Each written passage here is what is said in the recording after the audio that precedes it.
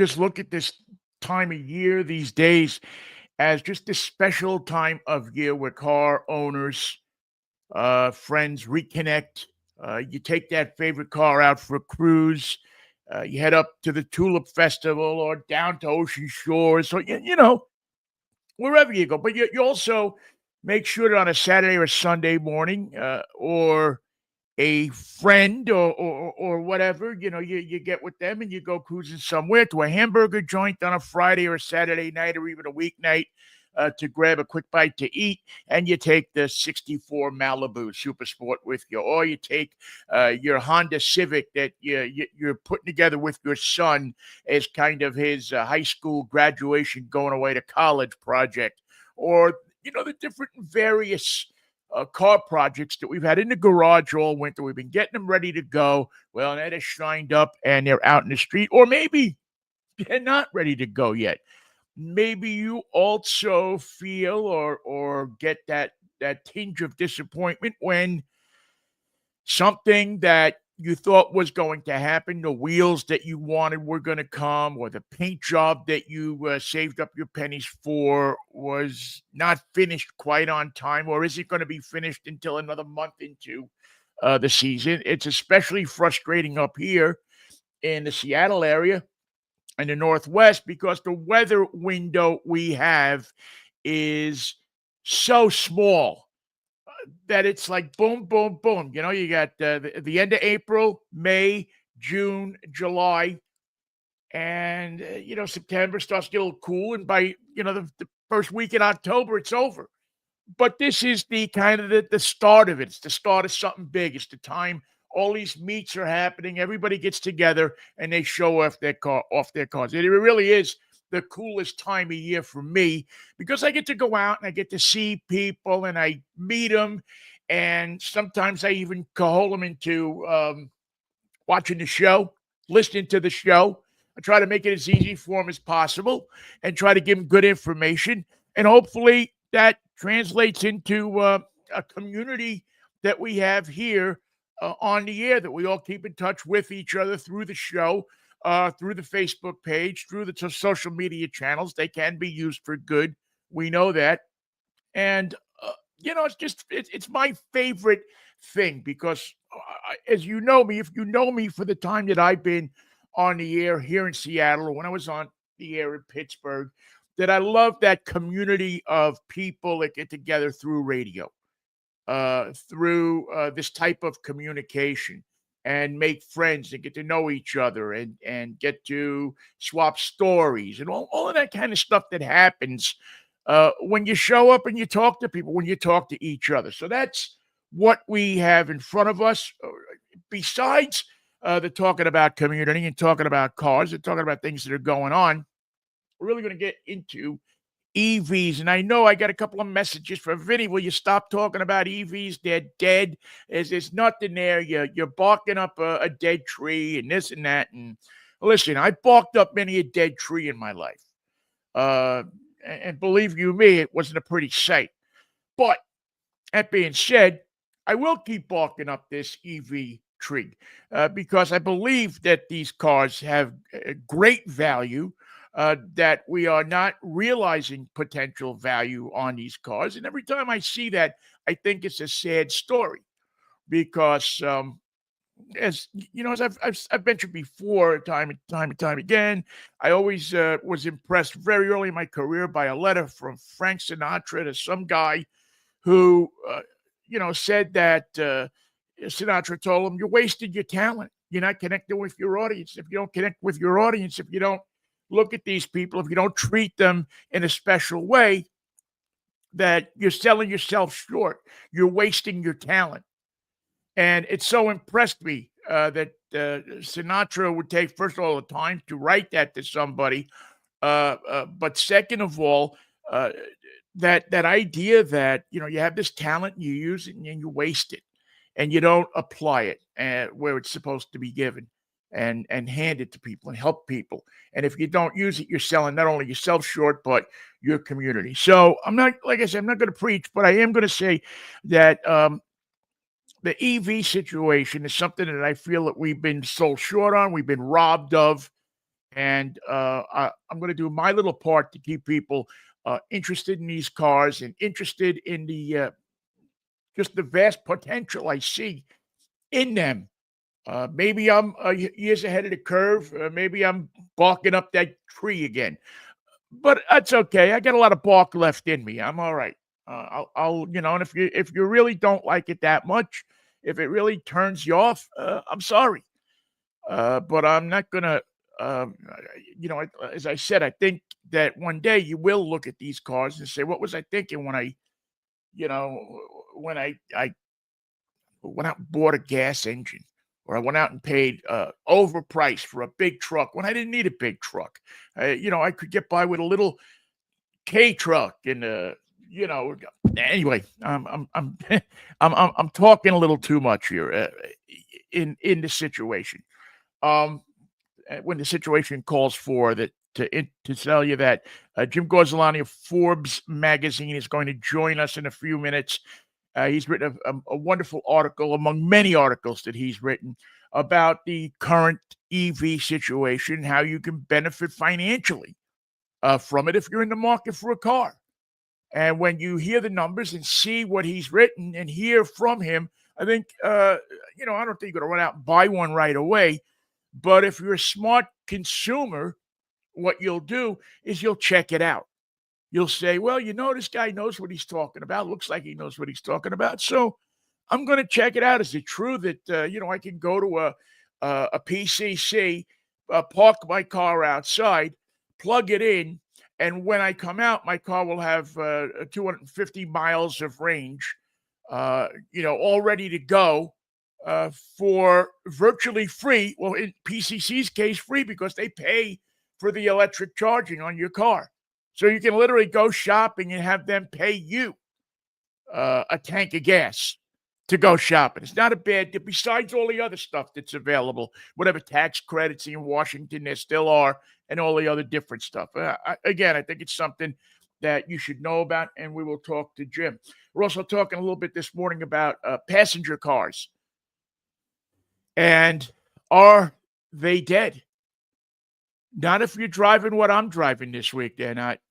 Not if you're tooling around town in what I think is a wonderful car, a beautiful car, a car that if you don't have to have the huge Tagunda SUV that's bigger than everybody else on the road, or even the small SUV, and you get into this thing, you feel like you're driving a special vehicle.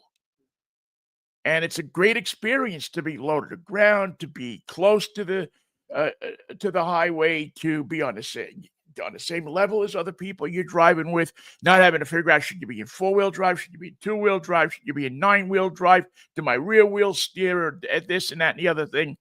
No, the biggest decision when you get in this car is sport or urban driving, city driving. That's probably and what radio station you want to listen to, or what podcast am I going to plug in this morning? All of these, those are the decisions that are on the board, and you do it wrapped up in, I think, a very good looking package, and one that sticks out now because people they have been jinxed off of electric vehicles. They have also been jinxed off of passenger cars. It's strange how we can get jinxed off of something so easy. Makes you scratch your head. So we'll talk a little bit about passenger cars coming up as well, and their place in our society right now.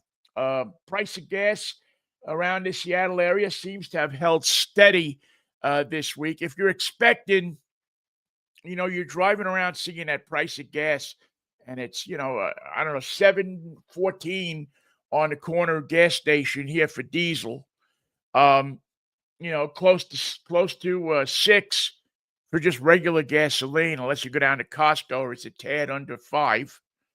But you have to be a member to buy gas there, I believe. Yeah, you do, because you have to put the card in the thing. But the price has held steady because people can go through the Straits of Hormuz once again, and or at least that's what they're telling us. I haven't been through the Straits, so I don't know.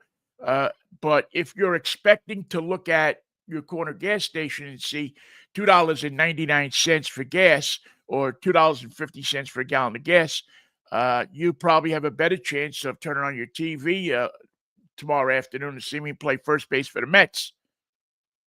It's just, they're not going to, even if it does go down, what has been needed here is not going to happen, and that is some kind of price control, at least for the duration of the time on gasoline and on essentials, which is something that no president since Nixon has really had the nerve to do, is to put that power into use because listen, I don't want to get into politics here, but it's just it's not going to happen.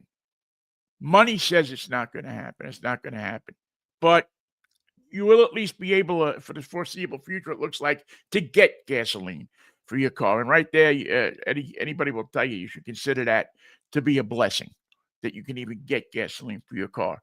So be happy about that. Some other stuff we got. Yo, Vinnie, what are you driving this week is coming up as well.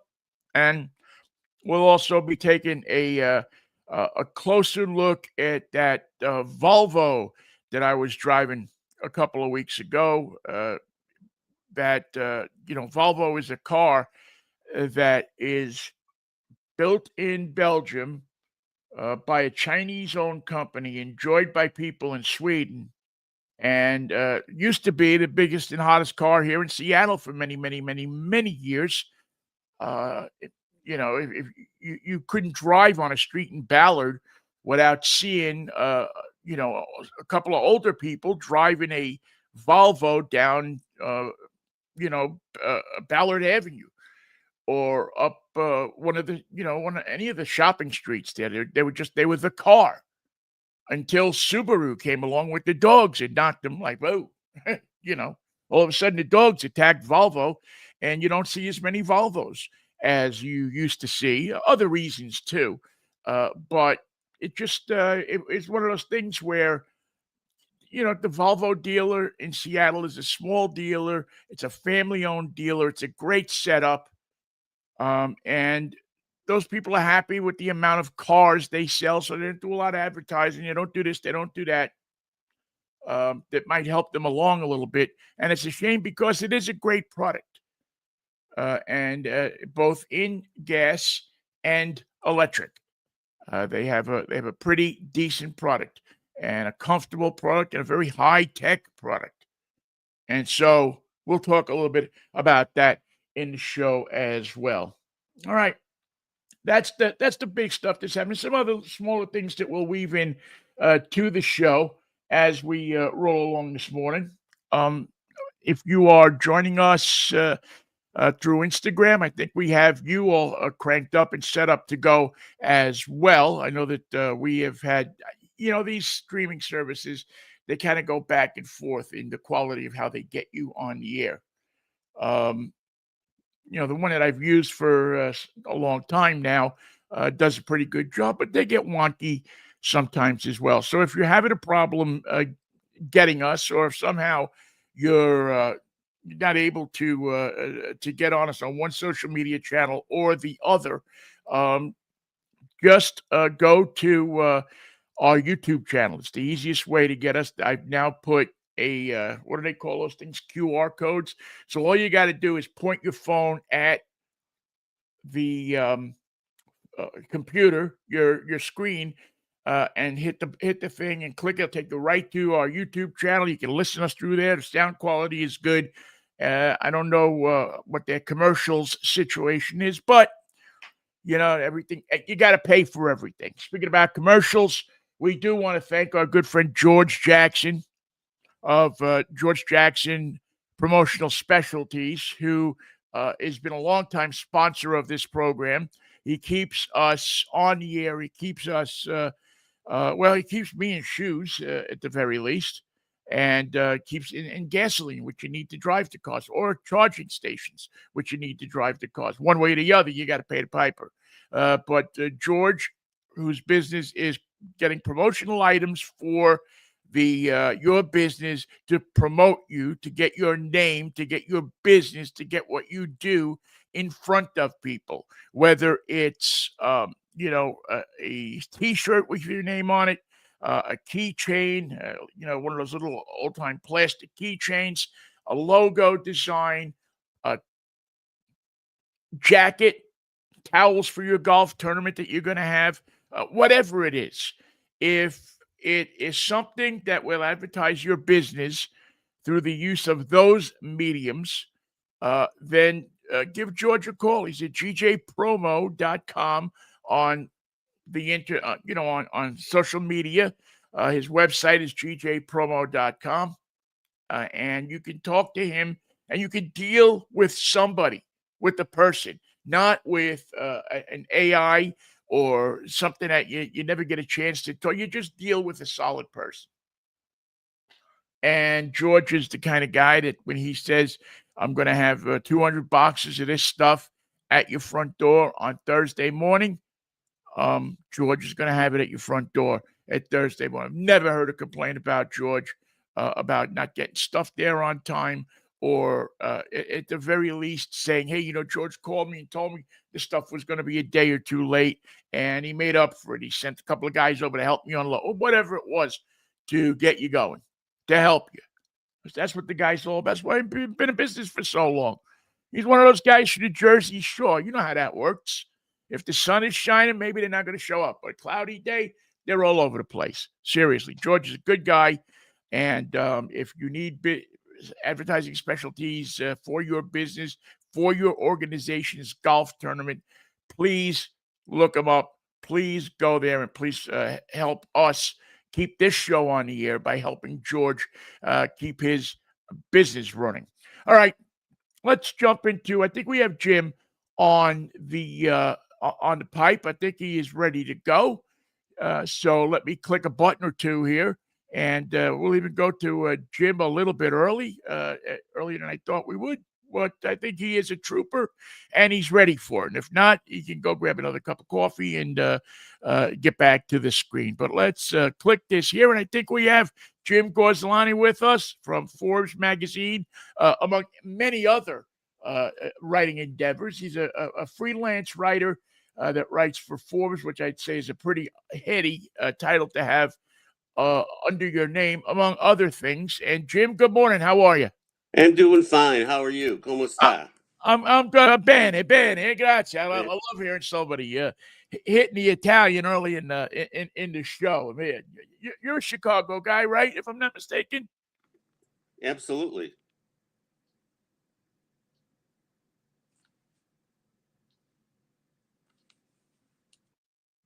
Oh, I lost your audio, Vinnie.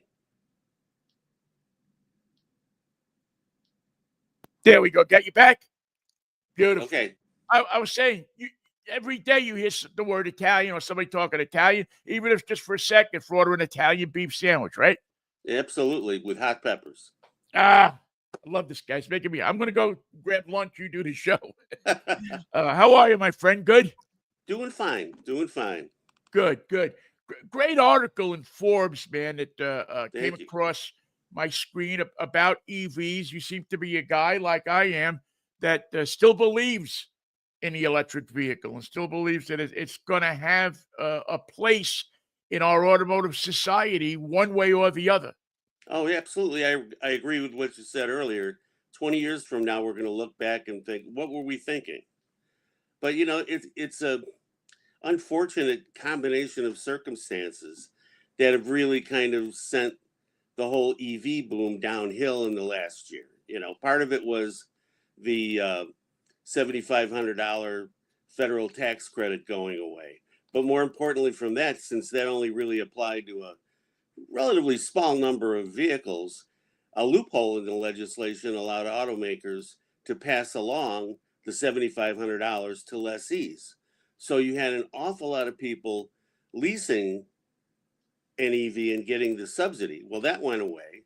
Plus, and myself included, there was a number of kind of unfortunate publicity. A couple of years ago, we had a really bad winter, and people started noticing, hey, my car doesn't go as far when it's cold out. Well, neither does a gasoline car, but it's more Right. pronounced, especially at the time, a couple years ago. You were lucky if you had an electric car that went more than 200 miles on a charge. Now, 300 is kind of the new normal. And I never got the impression that automakers or their dealers were all that enthusiastic about selling electric cars. I see a lot of commercials for full-size pickup trucks that, in my opinion, really don't need the promotion. And you don't really see much of anything about an electric car and why you would want one. People bought Teslas early on because they were status symbols. They were for affluent green people, and it opened up the gates, and everybody wanted to be Teslas. So you've got this large number of very expensive electric cars out there, $100,000 Mercedes and BMWs and whatnot. But they sort of ignored the other end of the market, which they're catching Right. up to now. You've got a redesigned Nissan Leaf for $30,000, a new Chevrolet Bolt in the same price structure, in addition to a couple of other, the Kias and Hyundais and Chevys that are affordable and approachable and are considerably less money than the average car, and certainly way cheaper than a pickup truck. But what they needed to do was to really show you, okay, if I buy this car, other than I don't have to go to a gas station, I don't have to get out in the cold weather, I don't have to get waste money on lottery tickets and candy bars at the gas station, is what you can save at the pump. I looked it up, and if you bought a new Nissan Leaf, for example, the EPA says you'll save $7,500 over the course of 5 years compared to the average new vehicle. Now, that's not chump change. Not to mention, the average service visit for an electric car is rotate the tires and change the wiper blades. You don't have Yeah. an oil change, you don't have belts, transmission's only got one gear. I mean, off the bat, that makes up for anything, in my opinion, of shortcomings. Now, a lot of the automakers are rethinking their strategies because they come and go with the tides of popularity. But right now we're in a situation where if you're in the market for an electric car, you'll never get a better deal. Yeah. I went through everything and found 11 EVs having rebates of $10,000 or more slapped on the hood, not counting the dealer's discount. The one that really opened my eyes was on the Polestar 3, very nice car made by Volvo. They're putting an $18,000 cash rebate on it. Plus, if you qualify for the other rebates for conquest or repeat sales, it comes out to $22,250 off. Okay? Or look at the Chevrolet Equinox, which is a great vehicle to begin with. The total amount of rebates on it this month is $10,000. That makes it around $25,000 to start. That's a Toyota Corolla. Okay? Yeah. I mean, you won't get better than that. However, if you want to buy a used one, we're going to be coming into a period where it's going to be a buyer's market, because according to, I have it here from Cox Automotive, there was something like way close to 250,000 2 and 3 year old EVs coming back to the dealerships this year off lease. Now, number one, an off lease vehicle is almost always one of the best used cars out there, because by contract it has to be well taken care of, only Right. have a certain amount of miles, and if there is anything wrong with it, the dealer charges the lessee to have it fixed. Well, these things are going to start clogging up lots, and dealers are going to be falling over themselves to move the metal. And when you have a $10,000 rebate that brings a new one, down to $25,000, they're certainly not going to charge that much for a 2-year-old car on the lot. Right. Um, They'll try. but they won't get Yeah, I it mean, won't happen. it's an amazing thing. And you've driven electric cars. Anybody that's driven one, their eyes open. They think, this is not what I expected. I think people still think an electric vehicle is a glorified golf cart. But Yeah, even the slowest ones are fast. You got that instant continuous torque, which just shoots you out like a cannon. Now, it's that's one benefit and one reason why a lot of performance cars are turning towards, if not full electric power, at least hybrid power, because it's a really reliable and inexpensive way to pump a lot more power into a vehicle. yeah, And it's a reliable technology. The electric motors date back to the industrial age. We've got them perfected. This isn't some new, I've invented a new kind of turbocharger that'll get 500 horsepower out of a 1 liter engine. This is proven technology. it, Plus, they've gotten better with batteries. You know, 5 years ago, you had to worry about, will this battery deplete to the point where I need to spend a big wad of money to replace it? Now, the technology is there so that you pretty much can expect the battery to outlast the car. yeah, yeah, and which was one of the big things, the stink that was put on these cars in the beginning, is that the batteries, when one went down, when it was no longer usable, you were going to have to spend $10,000, $15,000 to replace it. I read a statistic somewhere. Again, I take it all with a grain of salt. That said that there had been like under 2% of batteries in electric vehicles that have failed in the entire history of that weren't damaged in a collision or something like that, that just from mechanical just failed. Less than 2% in the entire history, which is now 15 years of electric vehicles, haven't had a problem with them. It's been probably repair wise one of the best technologies ever to come along, because there's less parts, there's less stuff to go wrong. Absolutely. I, I really have the impression that we've not educated the public enough to realize the benefits of an electric car. I mean, and other than cost wise, of course, you have zero emissions. Now, the argument was big a couple of years ago that, oh, well, you're just moving the pollution from the tailpipe to the plant that generates the electricity, which Right. is true in a way, except you still come out ahead. And in an urban environment, every little bit helps to keep the air clean. Now, that's the one drawback, I think, to electric cars in cities, is that if you rent an apartment, you really don't have a place to charge up your car. And sorry to say, the charging network in America is still not anywhere near where it needs to be. Yeah, it's We brutal. need to have the Shells and whatnot put charging stations in their gas stations. You need more businesses like Walmart.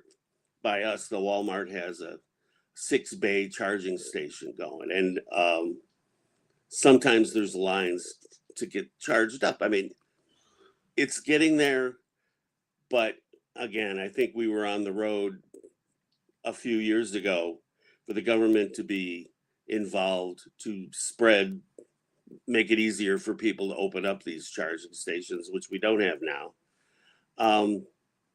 But in the city, it's a perfect thing if you're in a situation where you're not driving 200 miles a day and whatnot. But those are the people that are least able to keep an EV charged. Now, out here in suburbia, everybody's got a garage with a power line in it, and in fact, another one of the myths with EVs is that, I've got to spend $1,000 to have a 240-volt line put in so I can charge the car. Well, if you don't put 200 miles a day on it, you can get by with a 110 trickle charge.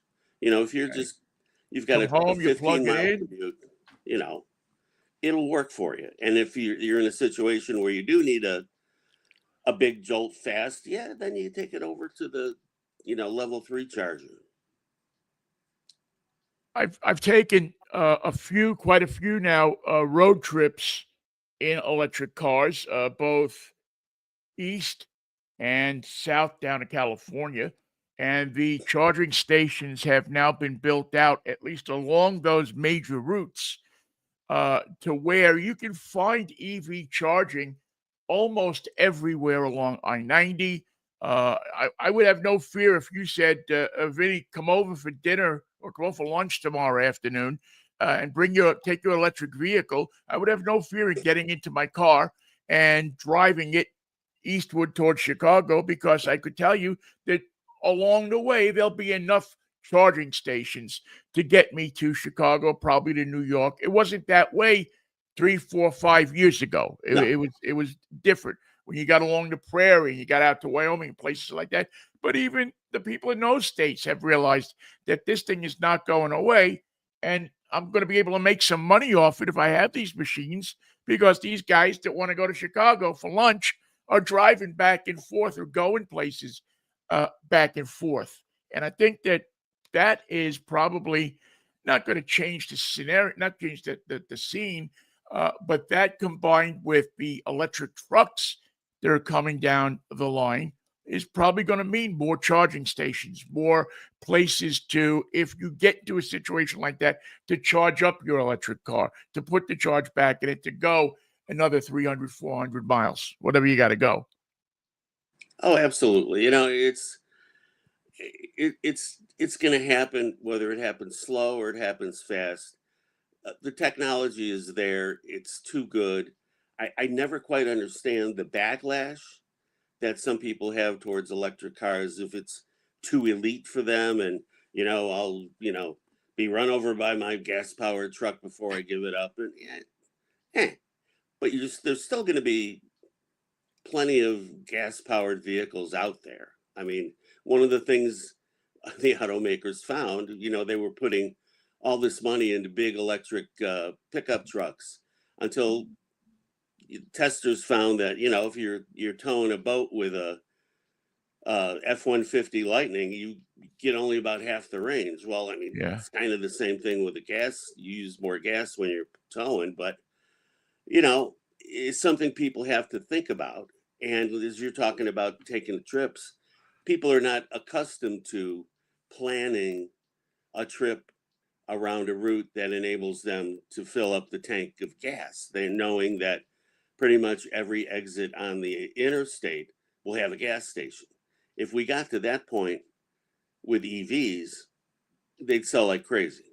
Yeah.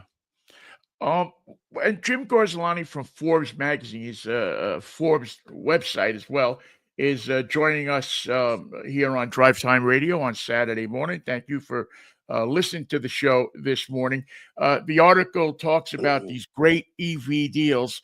If you are a low end shopper right now, if you're somebody that you take a look and the average price of a new car in America is hit, if not gone over $50,000. It seems to me that electric cars should present some bargains for you. Some cars that you might be able to buy around between 29 and $39,000, in that kind of spot of what we now is economy car. It's not going to have every bing bang bing option in it, like electric curb feelers and vacuum ashtrays, but for transportation, for a car that's going to get you from point A to point B every day and do it in a good fashion, there's probably some pretty nifty buys out there. Oh, indeed. I mean, you really want to get down to brass tacks. Like I said, the Chevrolet Equinox, you're talking about $25,000 after rebates. Even the little bit larger Chevy Blazer, you've got maybe around $44,000. Hyundai Ioniq 5 is about $32,000 after a rebate. You're in that $30,000 range. The Kia Niro EV is $30,000 after rebates. That's the sweet spot, really, for my money, for the average consumer. And there's surprisingly, I found 27 electric cars that are priced less than the average new vehicle. Um, Wow. the Nissan Leaf is $30,000 without a rebate. The Volkswagen ID4 is a little more expensive at $45,000, but that doesn't have a rebate on it. But I bet on a lot of these vehicles, there's what they would call in the business a secret rebate, which is a direct to dealer spiff the automakers grant them to cut a deal without making the vehicle look cheap. Um, this is fairly common in the luxury market where you rarely see cash rebates, but you'll see lease bonus cash Right. because they don't want to cheapen, an $80,000 car by putting a $10,000 rebate on it. Now, it was a surprise to me that Polestar was putting, up to $18,000 and more on their cars because that's not usually the way it works in the upscale auto market. But there's a lot of buys out there that you want a 2025 Ford Mustang Mach E, you can get it for about $32,000, not counting the dealer discount. I mean, that's a lot of car for the money. Which, yeah, I was just gonna say that's a fantastic car. I mean, I drove one a couple of weeks ago. First car I had driven to my memory with a karaoke machine in it, Yeah, which I can only tell you made charging the car an experience because you're sitting around singing Dean Martin songs while you're, yeah. the charging doesn't seem to be long enough when you're when you're doing that. But it was one of those things that you're looking at this car and you're saying, how could people not be buying this car at 35,000 bucks? When you look around, you say this, it shocks me. Is it purely because somebody, something, someone has put a stink on this car? Um, uh, I'm just, that some government entity, some office holder, some person has just put it in people's head that these cars are not American. They're not for you. They're not what you should be buying. You know, it's crazy to think that, and the people would buy that, but they kind of do, don't they? Well, I get back to the lack of promotion. For example, Honda introduced and is canceling the Prologue, which is essentially mechanically identical to the Chevy Equinox. I have never seen an ad for that. I would be venturing a guess. Very few people even know it exists out there. Yeah. Even Hyundai and Kia, which really have among the mainstream brands that have the most EVs, I don't even see any ads for their promotion very much. I mean, I've seen a couple of Chevy ads promoting their Equinox and Blazer and whatnot, but you know, you got to get behind these things. And again, I get back to it's an old tried and true technology that is still like the car of the future to people. And somewhere along the line, somebody's got to say, hey, look, this is a great car and here's why.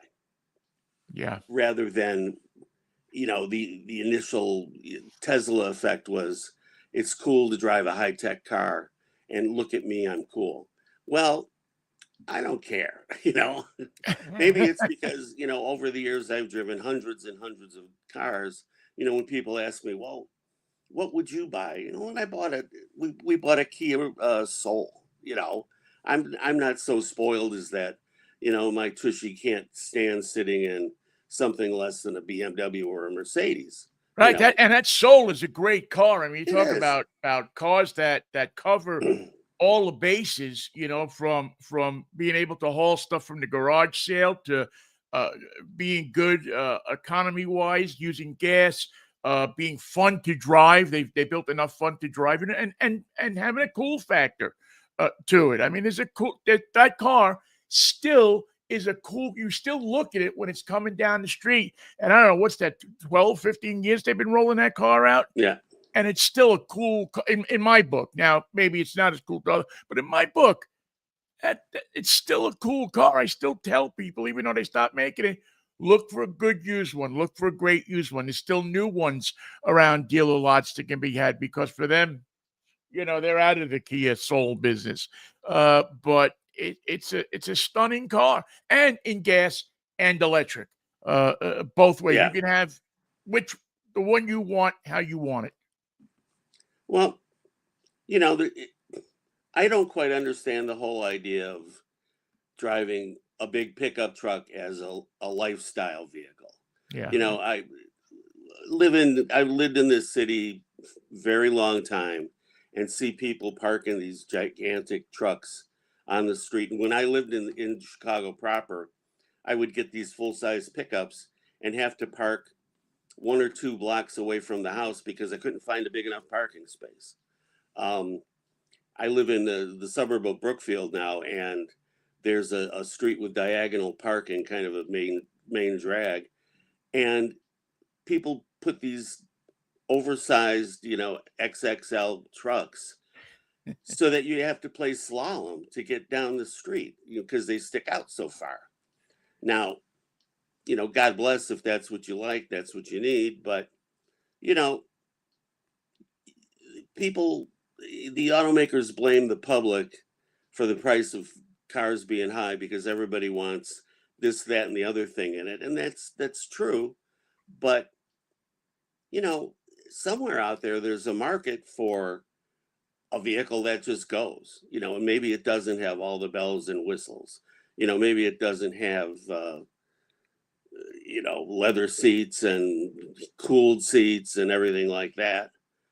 But I've lately been doing a lot of used car pieces for Carfax, and it's funny to go back into the early 2000s when they still made vehicles that I can't remember now, that you had to pay extra for power steering. That's how yeah. basic the Power car was. windows. Yeah. Now I can't think of a car that doesn't have standard power windows or air conditioning, and certainly power steering. Is Slate gonna if Slate, which is for those who might not know, is a startup company that's going to build pickup trucks that can be converted almost IKEA style to a small SUV. But their gist is that they're going to build a small pickup truck for under $30,000, and you outfit it the way you want to outfit it. It comes with a plug for your phone in the dashboard, and you'll use that as your GPS, as your phone, as your this, as your that. And it will have crank windows, which I can't wait for. Um, My kids I don't know just what that is. yeah, it's a thing, and it's on the door, and you go like this, and the window appears in the slot. It's magic. Um, will the success of that or the failure of that company um play into what we see in the future as Well, far as cars and trucks and electrics and a lot of that depends on whatever their dealer network winds up being, what the dealers order for their inventory. It's long been a deal where you'd have a trouble finding a base model of anything in stock at a dealership. Now, I would think that $30,000 truck is going to be more like 40,000 out the door because people probably will want it equipped this way or that way. But look at the Ford Maverick. They sell the heck out of that thing, and that's can be one of the most basic vehicles you can buy right now. right, And yet it's practical, it's fun to drive, it's stylish, because it's inexpensive, it doesn't have to look cheap. I think right, that's with that vehicle, one of the things Ford has really nailed is how to take something that doesn't cost a lot of money, but you don't feel like a pauper for owning or driving it. You right, know. Plus, it's a car really under it all, and it drives like a car. And yeah, it's not going to pull a motorhome, but for a lot of people, that's where, if you remember back in the '60s when the Japanese imports were coming up, their big sellers were little pickup trucks. right. The The Hilux, Subaru Brat, the Toyotas. yeah, the Chevy Love, Yeah, I mean, which there's still a market for that. There's still kids out there that can't afford a $50,000 pickup. And even the mid-sized ones are over 40 grand. and there's still a handful to drive. People are throwing bikes in the back. If you've got kids and they're doing football, you could throw the equipment in the back of a four-door pickup and not dirty up the back of your SUV. Right. And still put, as opposed to the days of the Hilux and those trucks, you can still put 3 kids in the back seat, 1 Yeah. in the front, and transport a quarter of your team down to the football field.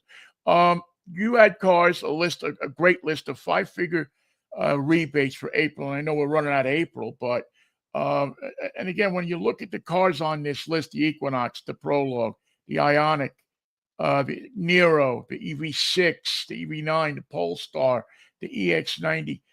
There's not bad cars on that list. I mean, everything there is, especially with Hyundai and Kia, who, in my opinion, have won the electric game. I mean, Hyundai, which is the parent company of both of those, flat out have just shown that electric cars are pretty damn good and can be uh, an everyday tool in our automotive arsenal. But again, not the promotions you said, not the piece behind it that makes people want to desire that car. Will will Well, what effect will, when it happens, because it's going to happen someday, the Chinese EVs have on this market? We're going to have a little test run with Canada because they're going to let a certain amount of EVs in to Canada, and if you're smart, you'll be watching that because that's going to tell you, I think, a bit about how America will accept it, but uh, will the manufacturers continue to be able to keep the Chinese out, or is that going to change as well?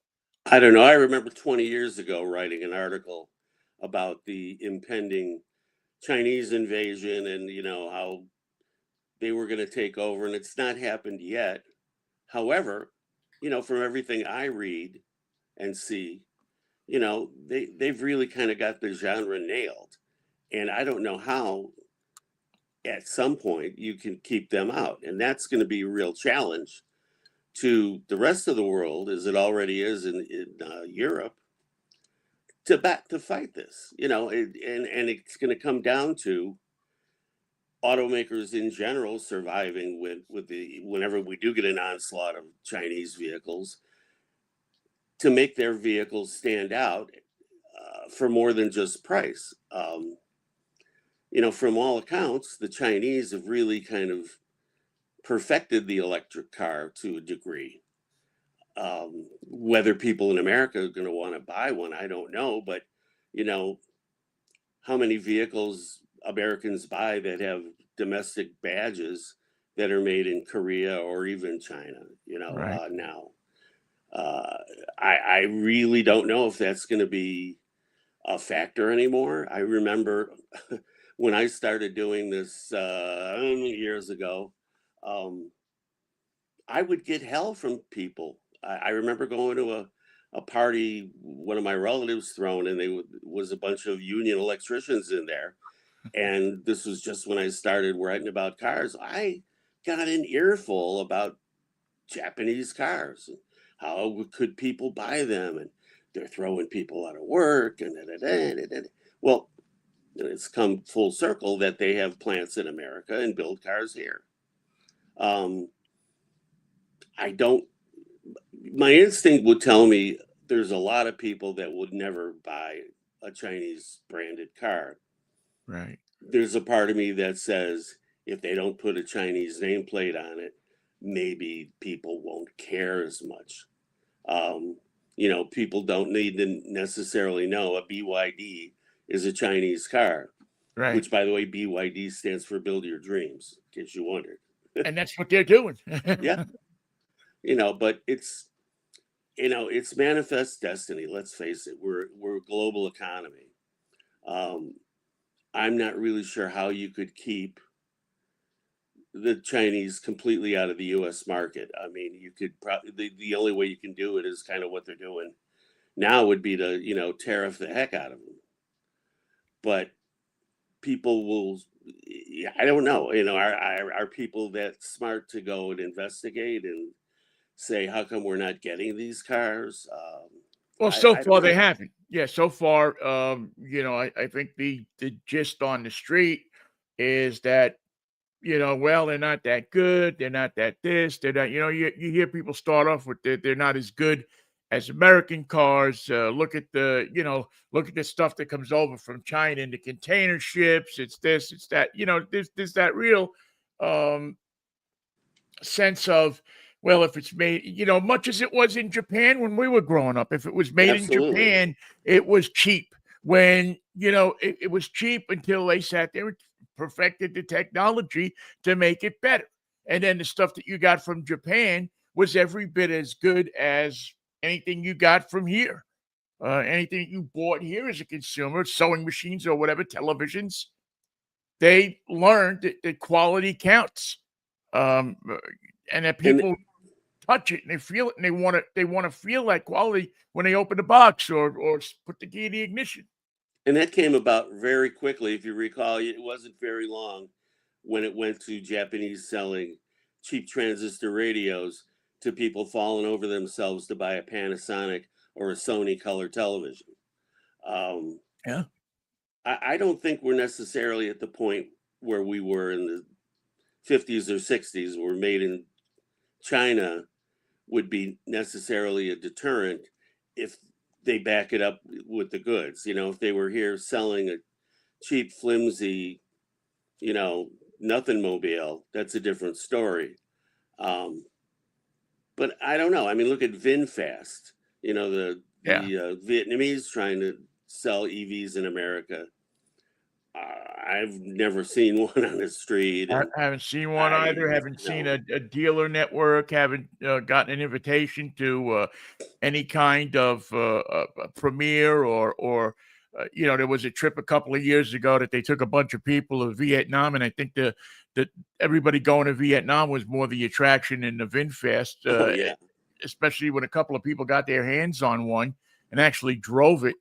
Um, the parts that would stay on the dashboard were impressive. The ones that fell off, maybe even more impressive. you know, the Um, Chinese have had a lot longer than the Vietnamese in the business of building and selling and developing cars. yeah, Um, I think people would be surprised uh, to see and drive a Chinese built electric car as to how the level of sophistication is compared to maybe what they would expect. But, you know, you're not going to be buying a Chinese electric car at the dollar store, you know. no, no, no. It's gonna be an experience that it'll probably, from what I've read and what I've seen.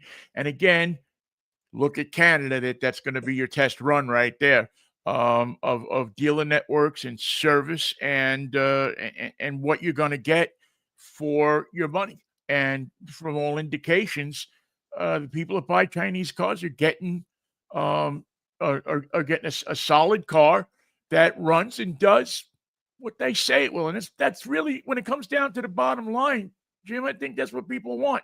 They want to go to a dealer. They want to get a car. They don't want to sit in a hot room.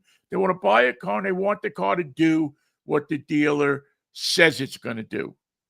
Well, I Not a wouldn't be lot more. surprised at all surprised if in the next couple of years, a couple of mainstream automakers don't badge a Chinese built car one way or another in their product line, much the way, you know, Buick sold Opals and um, oh, I can't even remember how there used to be Yeah, about every yeah, or big three the sold it. Polestars or I forget what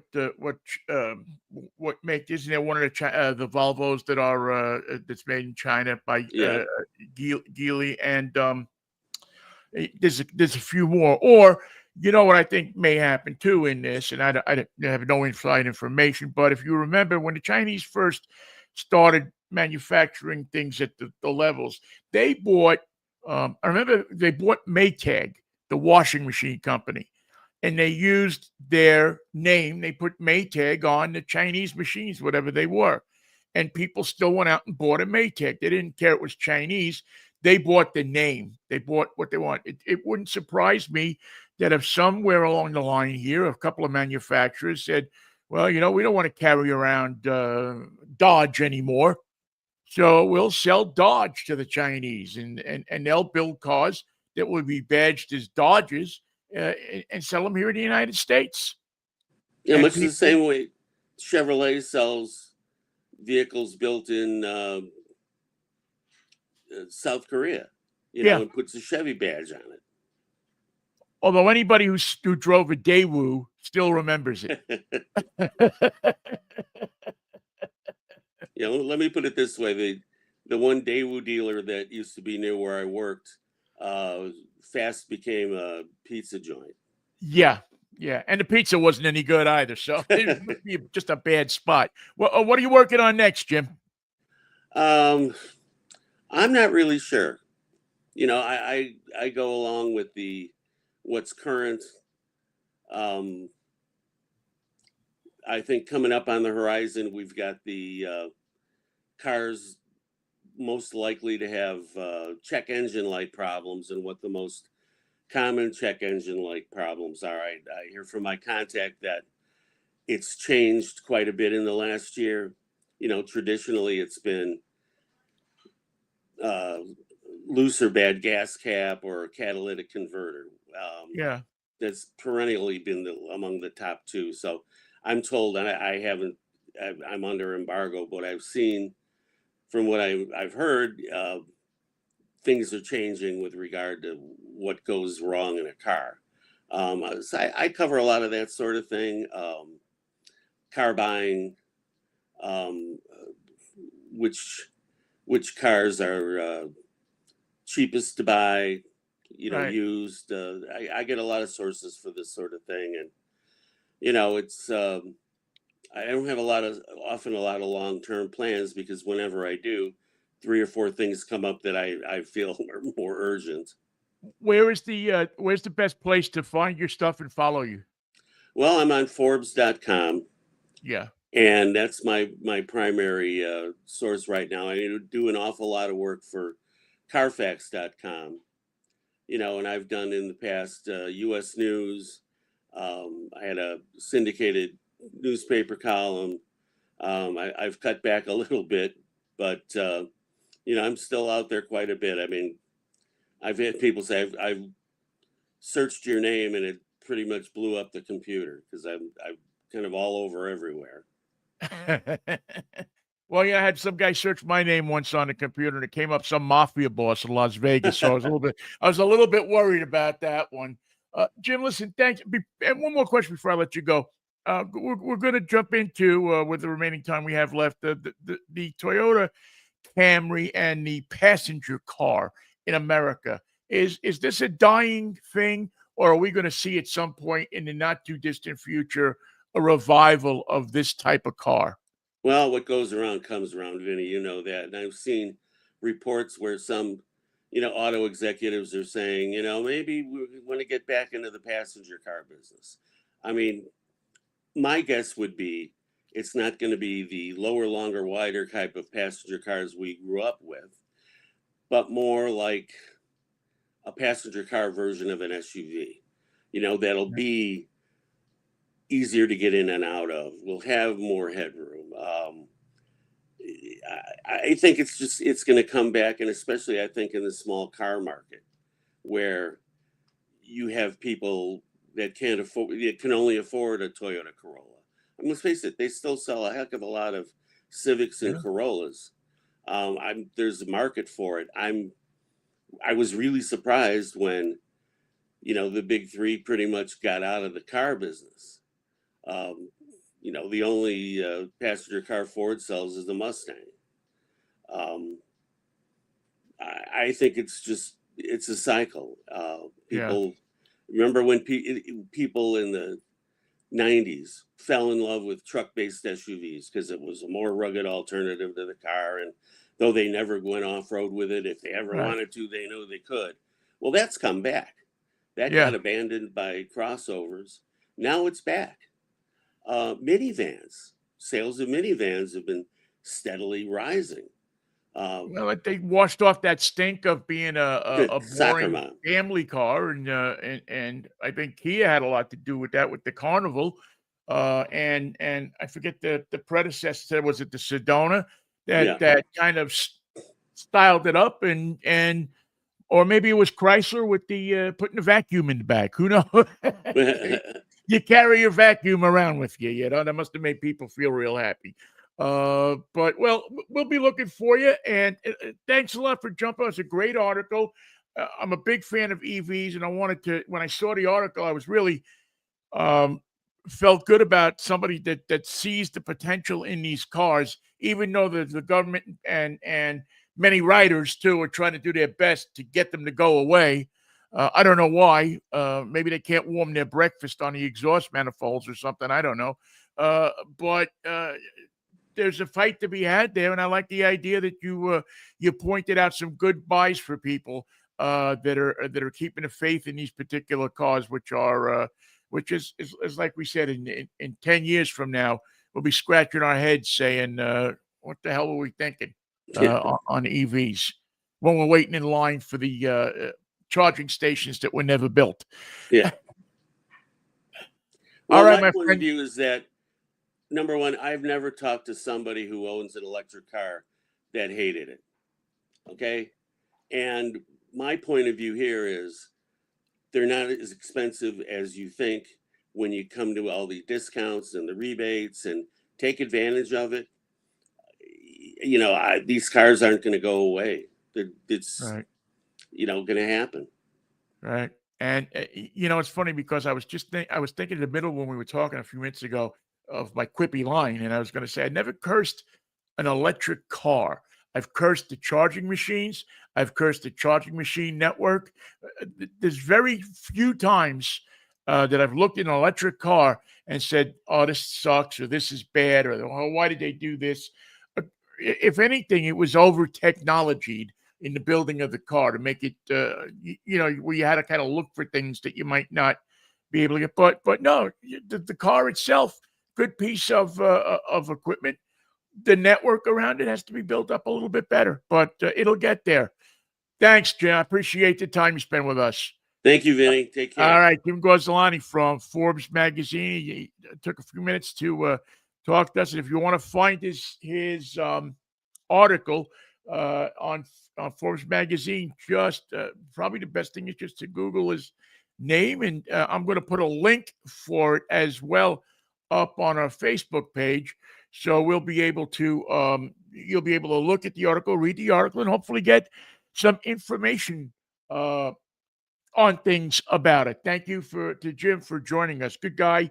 I've seen him out at a couple of different events, and it's been really good to spend a couple of minutes talking to him. What I'm doing right now is I'm jumping. I want to, in the remaining time left, I want to carry on the conversation a little bit more about the passenger car because I'm one of those people that do believe that the passenger car is a vehicle that, although it has kind of disappeared from American showrooms, foreign automakers are still have a belief in them.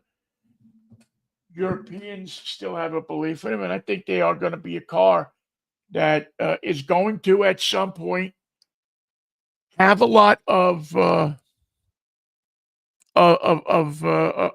power in coming back, and being a car that people look at and say, "Man, why did we ever get away from that car?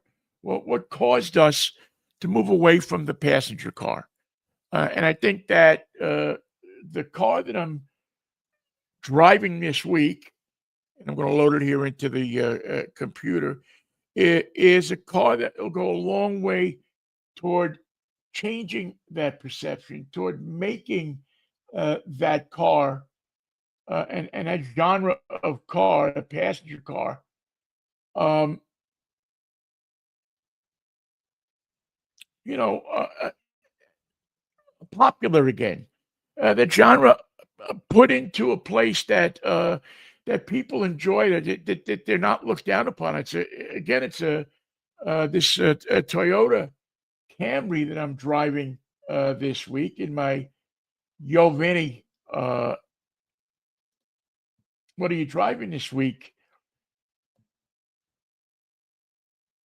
series is is a particularly well thought out, well done car. And I think that and let me I'm just transferring it into my MacBook here so that we can get it on the air for you. But I do believe that this particular car is a car that the Toyota Camry is a car that gives you room, gives you space, gives you style, and gives you a feeling of you're not driving what everybody else is driving out there. And to me, that's something that's important. That's something that a large car, a hybrid. These are cars that that you drive and you go, wow, that's a nice ride. It's comfortable. It's low to the ground. It's beautiful. It gives you everything you want in a car, not a truck, not an SUV, but a car. The one that I'm driving, which is the Nightshade Camry, is a stunning color. And the more I drive it, the more I play with the different settings for suspension and power and so on and so forth, the more, I feel like it's a dynamite car. It's a car that clicks all the boxes, checks all the boxes, does what it needs to do with all the boxes. Whatever boxes need to be done. I couldn't figure out, did I want it click? Do I want it? What did I want there? I wanted the film of the vehicle is what I wanted. All right, let's find this and put it up there. This is the Toyota Camry. Let me let me move it out to show you. This is the 26 Toyota Camry Nightshade. Um, Great ride. It's America's best selling passenger car. You can't buy one that sells more. It's redesigned back in 2025. Give it more aggressive look. They It comes in kind of sedate trims that would offend the family, or the sport oriented trim, or their kind of version of the Impala SS, or those particular cars that add wider tires, stiffer suspension, little spoilers, and so on and so forth to make you feel like you're driving, I don't know, a sports car. No, not really. But the Nightshade Edition blacks out the badges. You got a black 19-inch wheels on there, um, and the hybrid train on this thing is seamless. The all-wheel drive system that is available is flawless. It doesn't feel like it fails in any part of this car. I haven't taken it out on the Joe yet, but wireless charging, Toyota's Safety Sense driver assistance system is close to the best in the business. I guess the best in the business will be when nobody ever gets killed driving a Toyota, right? I don't know that that's ever going to happen. The new interior that they have put in to this car really makes it feel and seem uh, more luxurious. Wide screens, wide gauges, heads-up display, all the things that you need to put the car a step ahead. I mean, just looking at this car, it has a really nice, aggressive look to it. Not in that way of where you go down to, Dick's on Friday or Saturday night, like it's gonna scare the kids off. But everything you need is there. Look at that screen; it's nice and wide. Look at the dashboard. Everything you need is within reach, within a click or two away of what you need and where you need it. Once you familiarize yourself with this car, you don't see anything really that says to you, "Oh man, this thing is going to be a technological nightmare." The 2.5 liter four-cylinder engine with the two electric motors gives you about 232 horsepower, um, about 7 seconds to get to 60 miles an hour, quicker than most out there. And when you put it up against the Kia K5, the Honda Accord, and the Hyundai Sonata, well, we'll have to see. We'll tell you in the final review. But it's competition for those vehicles. People that are going to shop those cars are going to shop this one too. Um, the IIHS says that the Camry is a 2025 top safety pick. So that should mean something to you. If you are somebody who puts safety above all else, which you should be, when you put together all of the stuff, including pre-collision alert systems, automatic emergency braking, adaptive cruise control, lane keeping assistance, the lane centering assistance, which I think is so important, the road sign assist, and automatic high beams. When you put them all together, the Camry comes up with so many components that make this car one of the safest you can drive in the category. Legroom, front and rear is good. Console is right there. You can shift gears where you need to shift gears. No standard transmission available, but that's pretty much anything these days. The 12.3-inch digital instrument cluster that you saw in the car is huge, and what that does, it makes you have to look off the road less when you're looking for something. It's well laid out. So again, it enables you to pay attention to driving. No matter how big of a screen you have, you still have to pay attention to driving. The blackout grille really makes it look solid. And the price on these things, again, the Nightshade with all-wheel drive is probably going to be somewhere around. Now, I don't have the sticker on this car yet, but I'm going to say it's about 40. The base price on it's going to be about 35. Plus, I'm going to say 2 grand, 2,500 in transportation. They're putting that on all these cars these days. So I think you're in for 40 grand on this particular car with the options and so on and so forth. When I get through the full road test, I'll have the sticker for you. But again, solid looking car.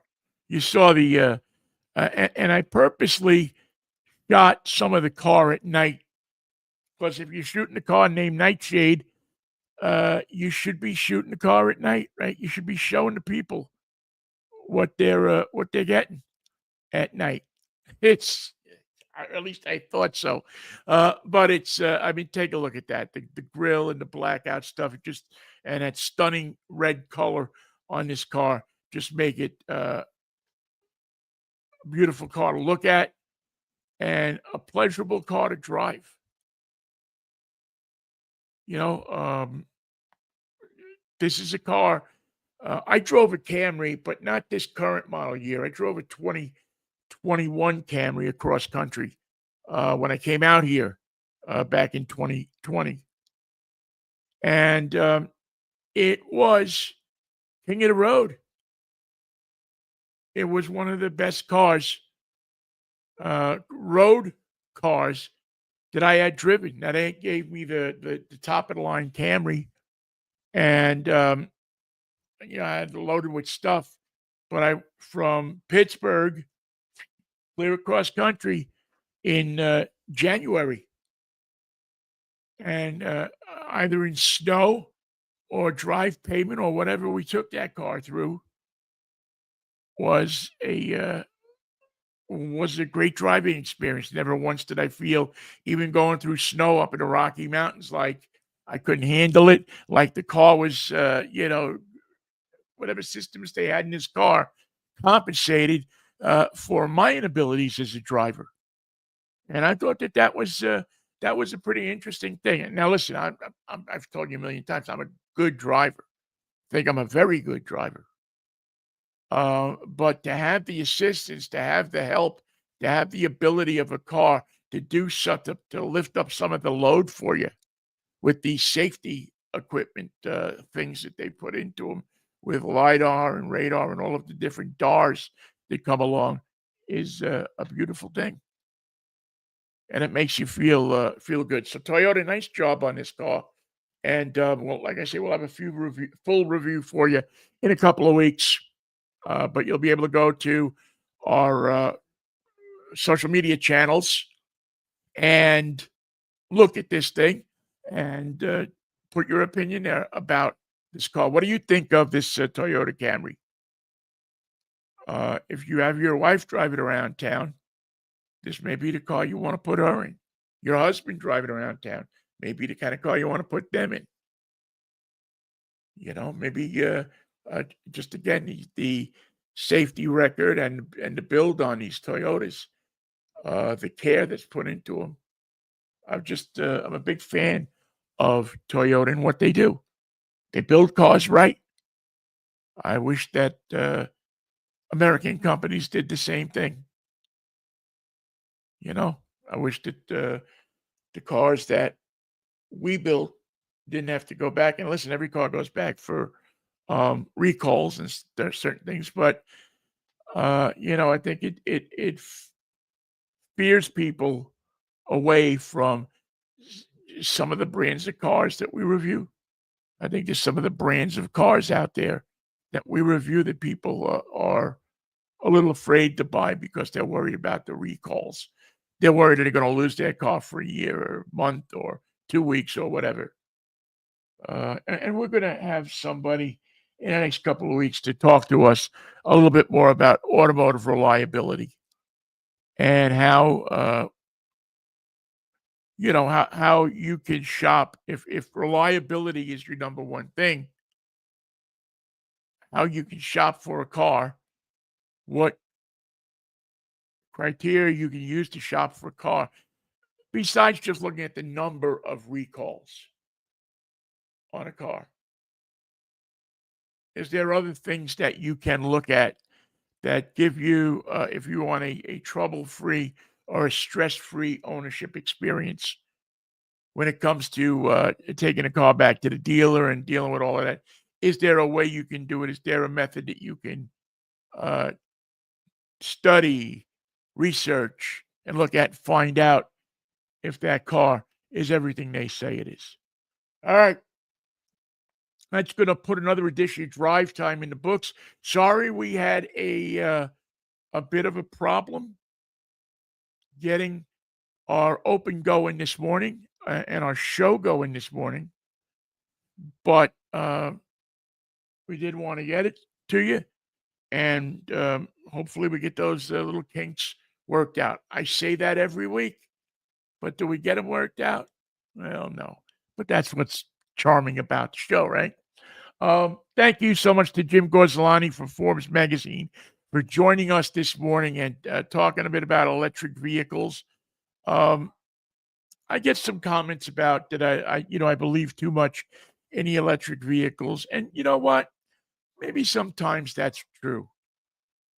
Maybe this is a technology that I care about because I believe that they are a part of the puzzle of so many different things that are going on in this country that would possibly make us great again once we put them into use. And I think electric cars, and I think the jobs that could be had with those cars, and I think the technology that is being developed because of those cars, and the fact that we as a nation could use less power and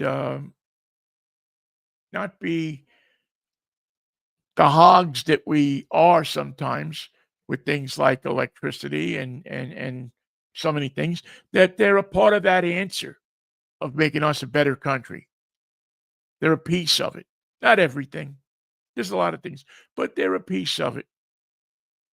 And so thanks to Jim for that. And thanks to you, of course, for listening.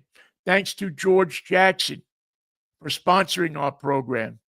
We thank him every week because he sponsors our program every week.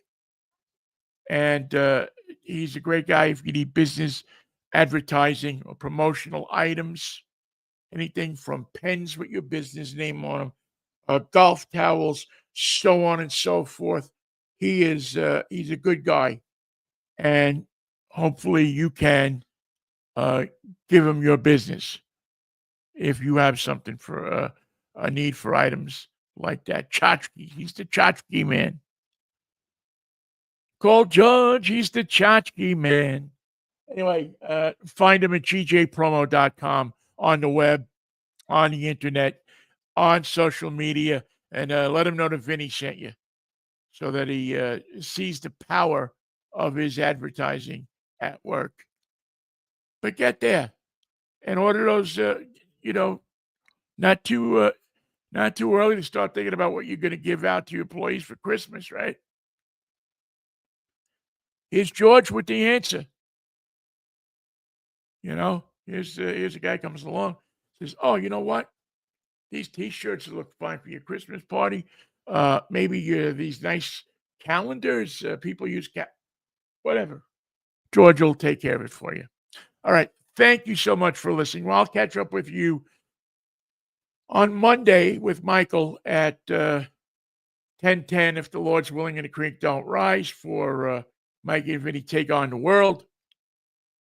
And I'll catch up with you with more talk about cars next Saturday morning at 11 o'clock. Find us in our podcast. Find us in our video posts on all of these different social media channels, and find us on YouTube. We're on YouTube with our program all the time. You can sit there and go through all of the Drivetime radios for the past 5 years are on YouTube. Maybe longer, actually. Yeah, I think there's a bunch that are on as well as some bizarre stuff from earlier in my career. If you get a chance, pull a road trip to Cuba sometime. You want to see the video you got to see is the tape of the searching for the lost Corvette in beautiful Havana, Cuba. That's one you'll want to watch. All right. Thank you. Who do we got here? AJK was listening. Thank you. Thank you, Thomas Tomad. Thank you, Ari for lifts. Yeah. Why do both your eyes look like you are squeezed hamsters? I don't know. You tell me, Ari.